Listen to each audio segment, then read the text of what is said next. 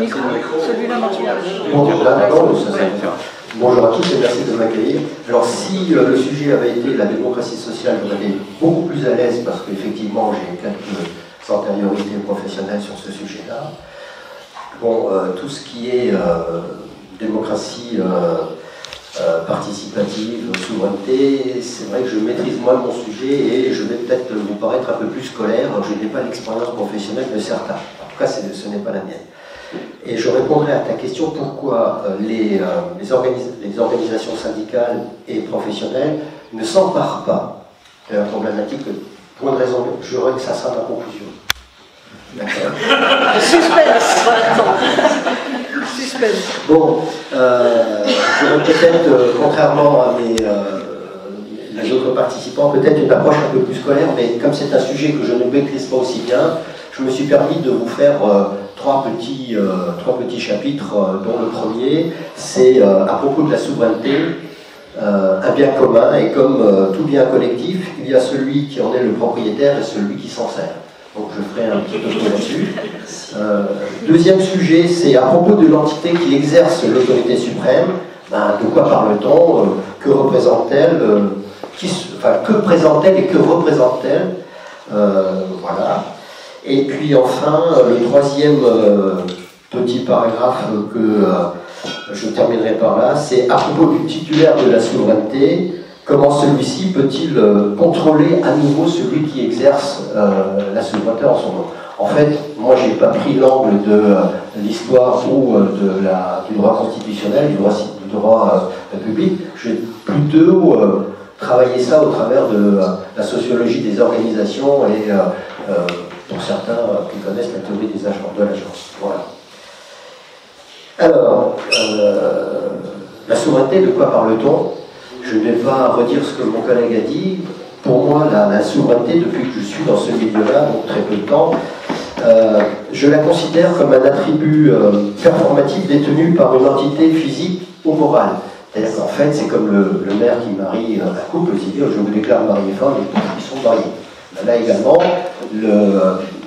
l'article 3 de la Constitution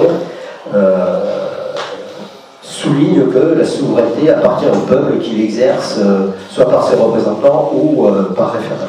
Voilà, donc on a défini qui était titulaire de la souveraineté, le peuple. Point. D'ailleurs, au passage, vous remarquerez l'ambiguïté de la formulation juridique qui tend à vouloir concilier deux approches opposées de la notion de souveraineté. Une souveraineté finalement nationale qui génère la démocratie représentative et une souveraineté populaire qui fait référence à la souveraineté directe. Alors, pour moi, nouveau dans ces eaux-là, j'ai l'impression que c'est un mantra sans cesse répété pour rassurer l'individu quant à son appartenance à un idéal, la nation, et de flatter un peu le citoyen en le présentant comme le promoteur de la démocratie.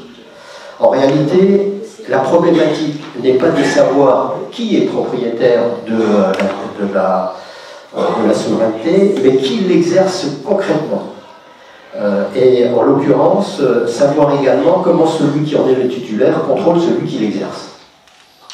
Voilà, c'est comme ça que j'ai voulu regarder la chose. Parce qu'en l'occurrence, il faut bien se mettre à l'évidence, ce n'est pas le peuple qui exerce l'autorité suprême qui lui est constitutionnellement attribuée. Et cela pour deux raisons distinctes. La première, une raison historique, qui prend forme avec les traités de Westphalie en 1648, qui pose finalement le nouvel ordre international qui part du principe, qui finalement est fondé sur le rapport des États entre eux. C'est-à-dire qu'en fait, les États se reconnaissent comme étant souverains et égaux. Ils se reconnaissent comme mutuellement légitimes sur leur territoire propre et s'accordent sur une même conception de la démocratie, à savoir une souveraineté extérieure. Aucune autorité n'est supérieure aux autres. Chacun reconnaît l'autre comme souverain sur son territoire.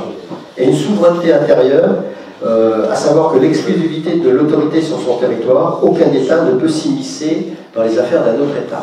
C'est une conception juridique qui est encore d'actualité aujourd'hui, à ceci près qu'elle se fait un peu, comment dirais-je,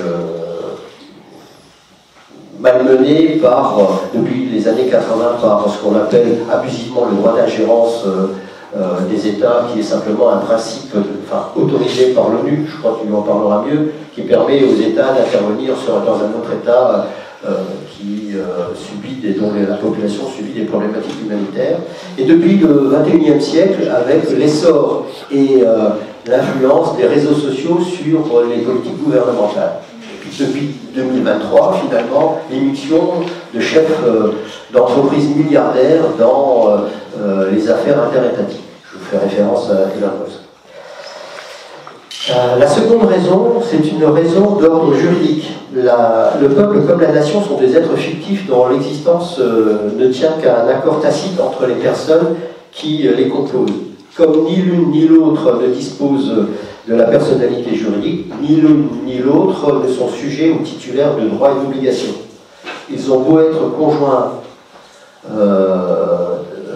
conjointement titulaires de la souveraineté, ils ne peuvent l'exercer qu'épisodiquement lors des élections dont tu en as parlé, ou exceptionnellement lors d'un référendum, et ce d'une manière tout à fait éphémère lors de la consultation.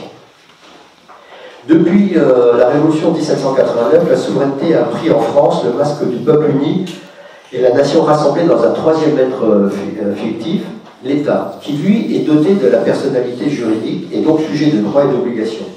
Et cette reconnaissance de l'État en tant que personne morale lui confère, de fait, la permanence de la puissance publique et par-delà des individus et des élections.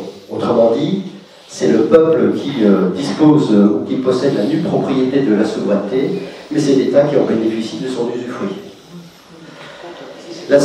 La souveraineté est d'abord en France une souveraineté étatique. Voilà pourquoi, puisqu'on m'a demandé de réfléchir là-dessus, repenser la souveraineté nationale et populaire ne peut faire l'économie d'une profonde réflexion sur l'État. Alors avant de s'interroger sur la forme que devrait prendre notre démocratie, il serait judicieux de porter un regard sans concession sur ce que fait l'État de ce bien commun qu'il s'est approprié. Alors, je conçois que cette notion d'appropriation est peut-être hors de propos. Cela étant, il n'existe aucun article fondateur dans la Constitution qui définit finalement le mandat donné par le peuple à l'État pour assurer en son nom, en tout cas il n'y a pas de règlement de copropriété, hein. Il n'y a rien. Sauf peut-être un embryon par l'article 5, deuxième alinéa, et l'article 11 de la Constitution, où là, effectivement, pour la première fois, on parle des services publics et d'État. Lisez la Constitution, ce sont les deux seuls endroits où on parle concrètement de l'État, sans les définir. L'article 5, l'alinéa 2, précise que le président de la République assure par son arbitrage le fonctionnement régulier des pouvoirs publics, ainsi que la continuité de l'État. Et l'article 11, quant à lui, autorise, selon une procédure bien définie, le président de la République à soumettre par référendum tout projet de loi portant sur l'organisation des pouvoirs publics. Voilà, il n'y a rien d'autre qui est dit là-dessus. Alors, deuxième approche, c'est de quoi parle-t-on? C'est quoi ces services publics? Alors, c'est assez difficile. Je nommais finalement ces services publics comme une structure multidimensionnelle productrice de normes. D'abord, une structure multidimensionnelle. C'est-à-dire, ces services publics, c'est les organes créés et mentionnés par la Constitution et dont les statuts sont établis par des lois organiques. Ils ne se résument pas simplement au pouvoir central, c'est-à-dire le gouvernement, l'Assemblée nationale, le Sénat, le Conseil constitutionnel, le Conseil d'État, et dans une moindre mesure le Conseil économique, social et environnemental. Il regroupe un nombre d'administrations et de services centraux déconcentrés, ainsi qu'une palanquée d'agences publiques, environ 1200, qui ont toutes des statuts juridiques variés, mais qui détiennent tous une parcelle de la souveraineté déléguée par l'État.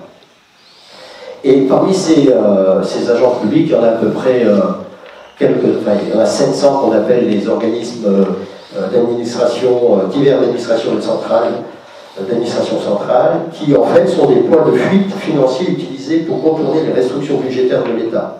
Ils se caractérisent par des effectifs pléthoriques et profitent du défaut de tutelle effective de l'État Ainsi, plusieurs d'entre eux, tout en bénéficiant de subsides publics, n'ont aucune activité, tandis que d'autres exercent des missions redondantes, c'est-à-dire couvertes déjà par des services de l'État. Parallèlement à ces administrations publiques centrales, se développent des administrations publiques locales constituées des structures, alors madame en a parlé, régions, départements, communes, ce qui est la partie visible de ce qu'on appelle le millefeuille administratif. Un millefeuille administratif, finalement, qui est composé, là également, des services de l'État, d'opérateurs, d'agences, des 4 niveaux de collectivités auxquels se surajoutent les intercommunalités, les métropoles, parfois des syndicats et d'autres régies publiques, ainsi que des sociétés d'économie mixte. En tout ça, tout ce moment pour être coordonné consomme à peu près 7,5 milliards de crédits par an pour pouvoir coordonner l'ensemble de ces acteurs. Et chacune de ces strates administratives nationales ou territoriales couvre souvent une partie de compétences d'une même problématique, ralentissant de fait la prise de décision nécessaire à la fluidité des réponses dues aux citoyens. Je disais une structure multidimensionnelle, mais également productrice de normes. Et c'est là où vous allez voir que c'est vraiment la problématique de notre État. À savoir, à cet enchevêtrement de structures tant nationales que locales, se superpose un impressionnant empilement de textes législatifs, réglementaires et administratifs. Le rapport de Lambert-Goulard en 2013 disait que la France était le pays des 400 000 normes. C'est peut-être un peu exagéré, mais si vous prenez le dernier rapport du secrétariat général du gouvernement de 2024 sur la production législative française, vous apercevrez que l'augmentation, je ne vais pas vous faire la liste, pléthorique des lois, des ordonnances, des décrets, des arrêtés, des circulaires qui ont été produits cette année-là. Et depuis 20 ans, le nombre d'articles des codes civils, des codes du code commercial, du commerce, de l'environnement, de la consommation, de services publics et du travail ont progressé de 265%. Il faut que tu achemines à ta conclusion. Ah ben, oui, alors c'est moi qui suis condamné par la longueur de mes collègues. Non, pas du tout. Tu es exactement à 15 minutes comme les alors, pas du tout. Tu es exactement à 15 minutes que... J'en étais sûr, mais c'est pas grave. Je voulais dire simplement que c'est une violence symbolique qui se traduit à minima par une perte de légitimité des citoyens. Elle génère frustration et colère pouvant à tout instant se cristalliser sur les ronds-points, les routes de campagne ou sur les principales avenues de la capitale. Je voulais simplement dire qu'au regard de la souveraineté intérieure, l'État est quand même une administration illisible, qui est souvent hermétique aux citoyens. Donc voilà, comment se sert l'État, comment le peuple peut savoir comment l'État se sert de sa souveraineté, ben, il n'en a pas la problématique. Je voulais simplement venir sur la souveraineté extérieure, mais là, c'est pas la peine puisqu'on me coupe l'herbe dessus le pied. Je vais, si vous le voulez bien... Vous avez encore 4 pages? Non, j'avais pas 4 pages, j'avais 2 pages et demie, c'est tout. Je vais simplement dire pour la souveraineté extérieure, l'autorité et la puissance politique de l'État se réduisent progressivement, mais je pense que tu en as parlé, c'est bien. Et bon, je pense que je vais arrêter là parce que c'est pas la peine. Hein. Je veux dire que je voulais parler de qui sont derrière ces pouvoirs publics. Et je pense que ça c'est intéressant. Alors, les pouvoirs publics, alors, l'État représente certes une collectivité organisée distincte de la personne de ceux qui en parlent en son nom. Il reste néanmoins administré par des gouvernants élus et des fonctionnaires gouvernants, qui s'inscrivent parfaitement dans ce que Robert Michel disait, sociologue germano-italien, et mettait en avant et qualifiait de loi d'airain d'oligarchie, à savoir une bureaucratie peuplée de dirigeants professionnels qui vont maîtriser les ressources collectives dégagées par l'organisation et qui développent des savoir-faire leur assurant la continuité de leur mandat. En fait, dans une classe dirigeante, je cherche simplement où je voulais dire, voilà, c'est dans toute organisation, quelle qu'elle soit, y compris les organisations syndicales, une organisation crée des dirigeants qui deviennent indépendants des masses et qu'ils sont censés guider et couper de leur contrôle. Donc voilà, donc vous pouvez légitimement dire donc, que l'État, ce n'est pas le peuple. Alors, j'arrive très vite à ma conclusion, je terminerai là. Que peut-on faire pour que le peuple recouvre sa souveraineté? C'est simple. il importerait de mettre plus de démocratie dans les rouages de l'État. Ça ne signifie pas de mettre derrière chaque fonctionnaire un citoyen, mais de voir finalement quel est le rôle, l'organisation de l'État, les relations au sein des pouvoirs publics, ainsi que les relations entre l'État et les citoyens, et d'introduire l'ensemble de ces problématiques-là dans un cadrage juridique sous une forme de loi fondamentale réintroduite dans la Constitution ou dans le bloc de constitutionnalité. Parce qu'aujourd'hui, il existe un certain nombre de lois organiques qui décrivent finalement la relation de l'État, etc., mais elles ont un désavantage flagrant, elles sont à la main du Parlement et du Conseil constitutionnel, donc de la classe dirigeante. Donc demain, vous voulez que le peuple se réapproprie le contrôle de l'exercice de la souveraineté, il faut redéfinir constitutionnellement le rôle de l'État. Parce qu'il y a une question fondamentale qu'il faut se poser. Quelle est aujourd'hui l'autorité suprême dont relève l'État? S'il n'y en a pas, c'est lui le souverain. S'il y en a un, le peuple, donc c'est le peuple à dire comment l'État doit fonctionner. Il n'y a pas d'autre solution envisagée ou envisageable. Donc soit vous répondez, il n'a pas de représentant supérieur à lui, c'est lui le titulaire de la souveraineté, et si vous dites c'est le peuple, eh bien vous reprenez la main là-dessus. Voilà, donc je suis désolé, j'ai bâclé un certain nombre de choses, mais bon, c'était bien. Voilà, je suis désolé.